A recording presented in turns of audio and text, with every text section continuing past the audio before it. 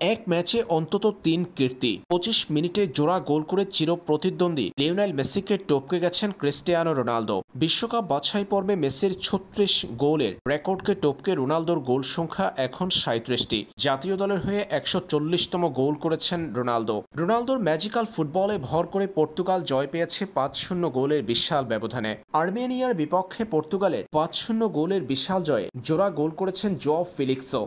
ম্যাচের ১০ম মিনিটে তার গোলেই এগিয়ে যায় রোনালদোর পর্তুগাল। এরপর প্রথমার্ধে ২১তম মিনিটে রোনালদোর গোলে দলের স্কোরলাইন হয় ২-০। পরে ৩২তম মিনিটে জোয়াও কনসেলোর গোলে ৩-০ ব্যবধানে এগিয়ে থেকে প্রথমার্ধের খেলা শেষ করে পর্তুগাল। দ্বিতীয়ার্ধের ৪৬তম মিনিটে নিজের দ্বিতীয় ও দলের চতুর্থ গোল করেন রোনালদো। ৬১তম মিনিটে জোয়াও ফেলিক্সের গোলে ৫-০ গোলের বিশাল জয় নিশ্চিত হয় পর্তুগালের। এই জয়ের মধ্য দিয়ে পয়েন্ট টেবিলে সবার উপরে অবস্থান করছে পর্তুগাল।